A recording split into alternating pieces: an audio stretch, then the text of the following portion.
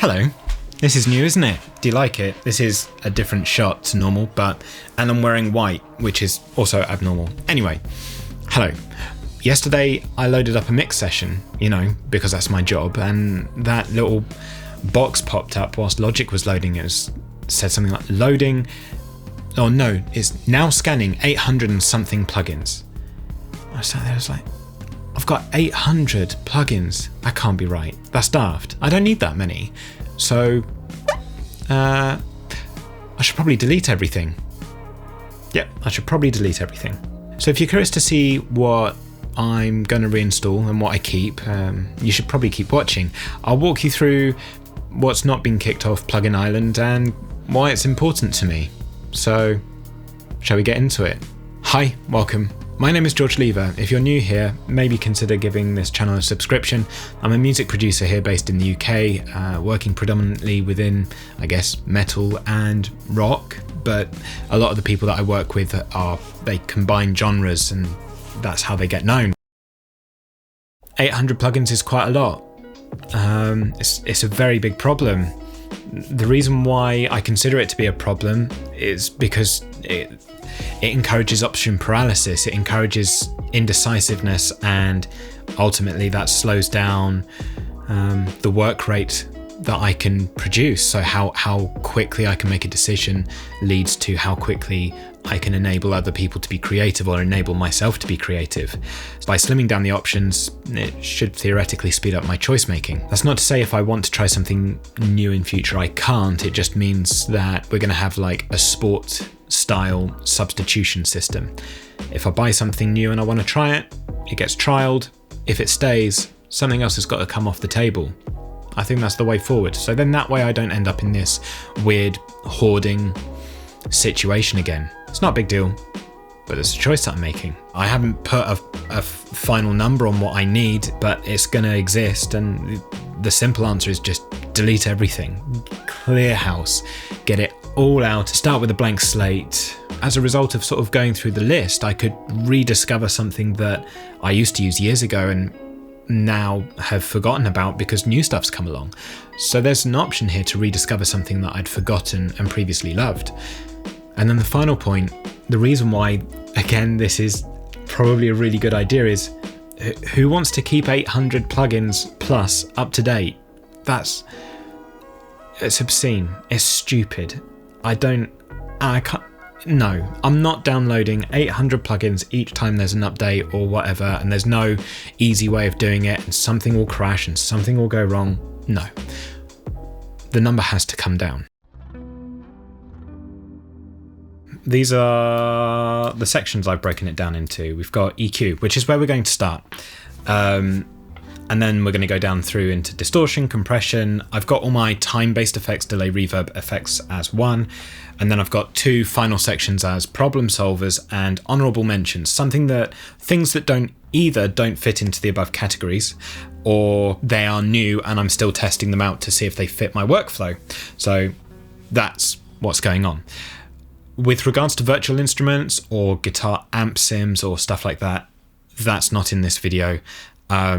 This is about everything other than that. With regards to virtual instruments, I don't think I can whittle that down just yet. I'm still producing people remotely, and I think if I start deleting stuff just for the sake of a YouTube video, I will hate myself more than I currently do. All right, so let's take a look at all the EQs. The reason for each one of these will cover a specific section. For example, the Q3 can do anything, but it's a clean EQ. But this is my go-to with majority of everything. The Logic stock stays because it's the fastest EQ that I can pull up because it's a shortcut in the mixer. Waves Q10 is, so what I've got here is I've got pre-saved, well apparently I don't. Normally I have pre-saved cues of all 99. I used this, or used to use this before I got Soothe, to pull out whistles in overheads, guitars, vocals, anything that was a static frequency that just didn't move. Q10 seemed to be able to go narrower and not need to be doing excessively large cuts in order to make a difference. So that's in my toolkit. The SSL channel is a go-to. This is just, for me, This is top level. This will live on my buses. This is a character thing. And it brings us to the last two. These two are more recent than the others. The others are actually staples. They've been around for ages for me. The BigFreq is slowly replacing other EQs for me. It's analog feeling. It's a slow plugin, so it's very difficult to make really drastic changes by accident.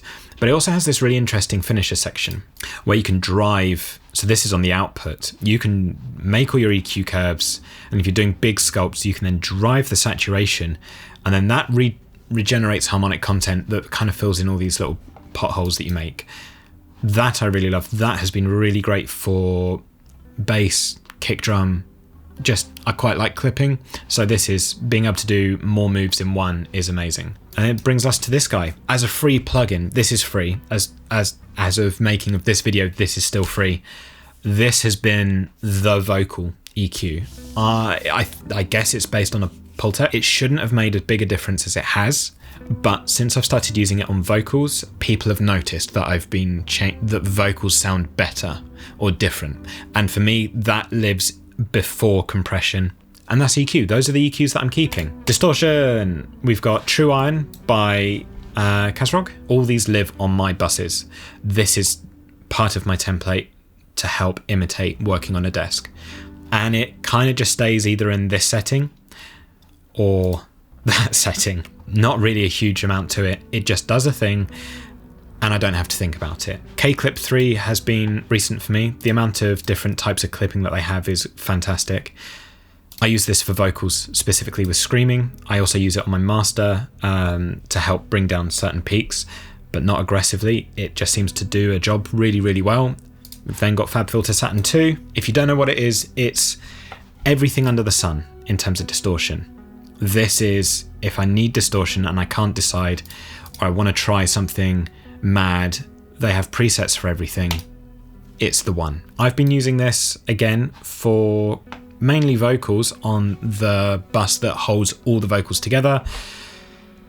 Normally, where's the preset? There you go. Something like that. And then I'll change the input and the output to get that over that averaging compression thing that tape does. And then the end. I tend not to think about it too much. And the last distortion thing is, I still think this is free. It's a Tube Screamer by TSE. I'm sure there's loads of other Tube Screamers.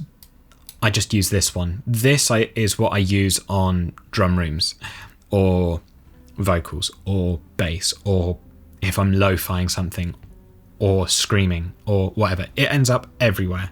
And I love that it's such a simple design and such a simple idea, and it ends up in stuff and people don't know. Right, are you starting to see a trend here yet? We have clean stuff for staying clean. Pro C2, I end up using this as a de-esser. Pro MB, a multiband compressor. I use this to hold things in place that I want to hear less of without affecting the rest of the frequency spectrum. Arouser, this is my distressor. This is my go-to when I can't think of anything else. Kramer Pie is the plugin for drum rooms for me. And then you can't live without L1. The end. What else did we end up with? Okay, I like reverbs, so bear with me. Lustrous Plates. That's amazing. That comes with the Slate subscription. We've got the Little Plate by Soundtoys. Again, amazing, really dirty, super modulation, and then 32 seconds or more of reverb time. Exactly what you want for when you're doing soundscape stuff. Repeater. So I use this in this mode, like this, to spread sounds that are mono across the whole frequency spectrum and push them out wide. That ends up being a thing that I do a lot with synths. You can't knock this one. Stock Logic Pedalboard. I guess that's supposed to be a memory man. That ends up on vocals or guitars or sound design stuff. Little Alterboy. I mean, you got to start dropping stuff in octaves and driving it. Who doesn't want to do that? Amazing, amazing, amazing. Use it for everything. Verb Sweet, because if I forget something and I need something else, or I want to load up any reverb system in the world, it's there. Sounds good, does its job. Don't have to think about it. And then this is a new one that I'm trialing at the moment. This is the JST Skybox. Let's make it a bit bigger. This is based on a pedal that looks a bit like this, but I'm guessing that they changed the algorithms a bit. This one's under trial at the moment, but it's another modulation, does different things, not super clean reverb. So that's why it's in the pile for now. If it stays, amazing, I'll let you know. If it doesn't, I'll let you know eventually. I'll also make a list of these plugins in the description so that you can look at them later. Problem solvers. This is one of the best sections. We have Soothe too. If you don't know, there are better people at explaining what this does. It solves shit that sounds bad. I just said shit. I shouldn't say shit. Stop swearing. It solves stuff that sounds bad. The end. Spiff. This is what I use before compression to fix drums that haven't been played hard enough. The end. Oxford Drumgate. This is new. This has replaced Drumleveller for me. It has a really big learning curve. It takes a while, but it saved my ass, and actually it sounds really great. There are a couple of singles coming out soon that I've done in and about September that this is on. This is a cool one. This is the Amplified Instrument Processor by Cornef Audio. Cornef Audio? Or are you just called Cornef? I don't know. Sorry, Dan. This is a channel strip. It's designed for guitars and bass. It has a lot of bells and whistles, but this insufferable mid-range filter, like Soothe, gets rid of spikes, but this is a bit more tunable and a lot more narrow than Soothe goes, and it is static. It can do loads of other things, so as a channel strip it's really great. You've also got this processing module at the back, so it can do some colour, it can do some vibe. It's also got a VCA compressor. It can do a lot of stuff, and that's about it. And this is a plugin that I don't think I can live without. This AB side has saved me from going insane. Basically, you can load mixes and masters into these slots down here. You can loudness match your current mix against those, so you can see how far off the ideal loudness you are, and then you can look at the frequency spectrum of each mix against each other, the dynamics, stereo image, everything, and it will quite quickly show you where you're missing information, if you feel like you're missing information. Life saver. That one I can't live without. That one was almost first on the list to go back in. And now we're on to honourable mentions. We're at the end. Snap Heap by Kilohertz. It's a plugin where you can just build anything. Honestly, it does so much. I haven't even gotten through all the presets. It's part of the Slate Digital bundle, the subscription thing. But I think even if I didn't have the Slate subscription, I would purchase this because of the amount of stuff it can do. It does make me wonder if this could replace some of the other distortion effects that I do, but I've just not tested its CPU usage. It also breaks down, if you're not fond of how this looks, each one of these smaller modules like this with distortion, or they've got like gates and modulation stuff and choruses, filters. These are individual plugins as well that you can just load up, so I do like that for that. That's cool. Ozone, mastering. Problem solver, again. It also does the referencing thing that Metric AB does, but I prefer how Metric AB does it. But I also like that this will show me what different codecs will do. Not that I really check it, but I have the option to check it. But it's also got quite a lot in here now with regards to vintage sounding. So you've either got normal digital sounding stuff, so clean, or you've got vintage stuff which has a bit of a tone to it and a bit of a change to it whilst you're mastering. I'm still evaluating this one. This is a compressor by Kazrog. It's called True Dynamics. It is I'm going to get this wrong. It emulates and looks and works like old, really large format compressors, I think from radio stations or something like that. They sound very different. They can either be very fast or very slow. You've got 3 in 1. I'm still evaluating it. I did buy it, have bought it. There's quite a lot of different presets that I've not bothered with. I don't know yet. I think it's a thing.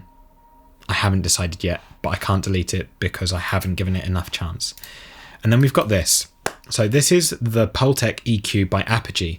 And I've got the Coffee EQ, but I've been using this for so long, maybe 12 months now. I've grown attached to the sound of it doing nothing. And it's really hard to describe. It's very similar to how the True Iron by Kazrog plugin works, but it's also an EQ and it's a thing. There is a theme here that I have, which is stacking multiple types of subtle analog style stuff in order to build up an overall tone and sound for a record or for a mix. And I get attached to those. For me, transformers and subtle saturation change the weight of something. I have a lot of digital things, but these analog and also combining different types of analog style brand products, for me, gives a more diverse distortion character to a mix rather than using the same product or the same brand type distortion on everything for everything. So I could use FabFilter Saturn for everything, any type of distortion that I want, but it would have its algorithm sound across everything. So if I break that out, then the likelihood is, at least in my head, I've got a more diverse sound profile. All right, we're towards the end of the video now, so it's time to wrap up and summarize. These are the plugins that I've kept. I've kept this many plugins on my computer, not including amp sims and virtual instruments. The reason why I did this is to clean up my computer. It speeds up the time that my DAW takes to load, but it also then reduces the amount of steps that I have to take to make any decision, creative, whether writing or mixing, anything. That is a benefit to me. That is a benefit, hopefully, to you if you choose to make that decision too, or even consider whittling down the amount of decisions that you have to make. So, if you found this video useful, or you found some plugins that you hadn't heard before or thought of before, don't forget to subscribe, but also let's start a conversation in the comments section down below. Are there some plugins that maybe I should consider, or you're surprised that I don't use, or that you are surprised that I do use? So, until next time, until it changes, until I completely undo everything and buy another bazillion plugins, this is what's on my system. It's all listed in the comment section. It's all listed in the description down below. My name is George Lever. If you haven't subscribed, it's all your fault. Thank you for watching. Don't be a dick. Bye-bye. Oh my days. That's a long video. Are we still recording?